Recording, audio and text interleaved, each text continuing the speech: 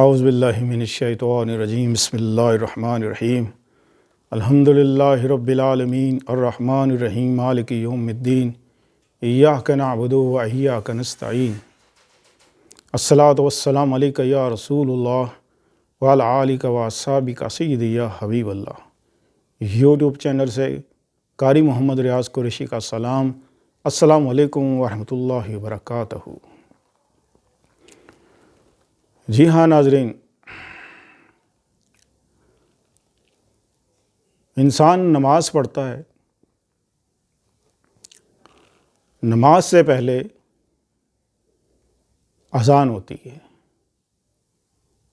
اذان میں کہا جاتا ہے حی علی الصلاۃ حی علی الصلاۃ حی علی الفلاح حی علی الفلاح، آؤ نماز کی طرف، آؤ نماز کی طرف۔ پھر کیا کہا؟ آؤ فلاح کی طرف، تاکہ تم فلاح پا جاؤ۔ نماز میں ہم پڑھتے ہیں اہدنا الصراط المستقیم، کہ اللہ ہم کو سیدھے راستے پہ چلا۔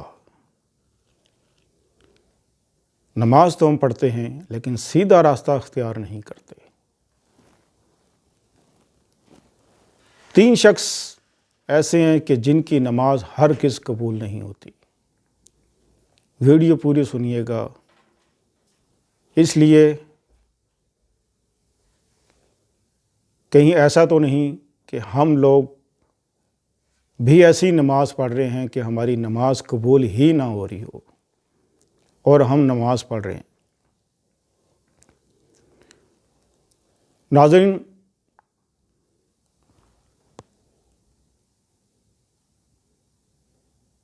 سود کھانے والا، سود لینے والا، سود میں شامل ہونے والا، یہ اللہ سے اعلان جنگ ہے۔ اللہ پاک نے قرآن پاک میں فرمایا کہ اے ایمان والو، جو چیز ہم نے تم پر حرام کر دی ہے تو انہیں حلال مت کرو، اور جو چیز تم پر حلال کر دی ہے وہ تم کھاؤ پیو، اور دین میں مکمل داخل ہو جاؤ، اور اللہ کی رسی کو مضبوطی سے تھامے رکھو تاکہ فلاح پا جاؤ۔ یہ ہے نماز کا مطلب، کہ اللہ کی رسی کو مضبوطی سے تھامے رکھو تاکہ تم فلاح پا جاؤ۔ ہر حال میں اللہ کا شکر ادا کرتے رہو، اور جن چیزوں سے اللہ پاک نے ہمیں منع کر دیا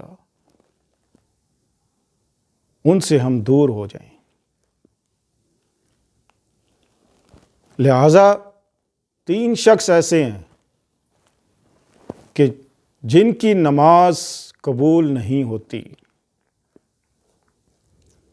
تعداد تو زیادوں کی ہے، لیکن یہاں بات صرف میں 3 کی کروں گا۔ ایک وہ شخص جو سود لیتا ہو اور سود دیتا ہو، اور تیسرا جو اس میں شامل ہوتا ہے، یعنی کہ 2 شخص کے درمیان جیسے تیسرا آدمی آپ کو کہے کہ میں آپ کو پیسے دلا دیتا ہوں، تو چلے میرے ساتھ فلاں آدمی سود پر پیسہ دیتا ہے، قسطوں تو اتنا ہے کہ وہ بہانے کوئی بھی ہوتے ہیں۔ آج کل ہم سود نہیں کہتے، جی یہ ہماری محنت ہے، یہ تو ہمارا حق ہے، اپنا حق سمجھتے ہیں، حالانکہ ہے وہ سود۔ تو سود لینے والا، سود دینے والا اور سود میں شامل ہونے والا، یہ 3 شخص ایسے ہیں کہ جن کی نماز قبول نہیں ہوتی، کبھی قبول نہیں ہوتی، جب تک وہ توبہ نہ کر لیں، معافی نہ مانگ لیں۔ اللہ پاک قرآن پاک میں فرماتا ہے کہ اے ایمان والو، سود کو چھوڑ دو، اور جو باقی رہ گیا ہے اسے معاف کر دو، یہی تمہارے حق میں بہتر ہے، اور جو تمہارا حق ہے، جو تم نے پیسے دیے ہیں، وہ تمہارا حق ہے کہ تم لے سکتے ہو۔ وہ بھی کس طرح کہ اگر وہ سارے نہیں دے سکتا تو اس سے تھوڑے تھوڑے کر کے لے لو، اگر اسے معاف کر دو تو یہ تمہارے حق میں بہت بہتر ہے کہ اللہ معاف کرنے والوں کو پسند کرتا ہے۔ اللہ اکبر۔ سود لینا دینا ایسا ہے جیسے اللہ سے اعلان جنگ، یعنی کہ اللہ سے اس نے جنگ شروع کر دی۔ ایک شخص حضرت عمر رضی اللہ تعالیٰ کی خدمت میں حاضر ہوا، وہ شخص نے کہا کہ میں نے ایک منت مانگی تھی کہ میرے ہاں بیٹا پیدا ہوگا یا بیٹی پیدا ہو تو میں اپنا پیشاب پیوں گا۔ حضرت عمر فاروق رضی اللہ تعالیٰ فرماتے ہیں کہ تم نے ایسی منت کیوں مانگی جو تم پوری نہ کر سکو؟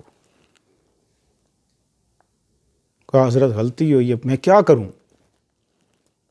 آپ فرماتے ہیں کہ ایسا گھر تلاش کر، ایسا گھر تلاش کر جس گھر میں سود کا مال آتا ہو، اس کی دیوار کے ساتھ کمر لگا اور پانی پی لے، سمجھ لے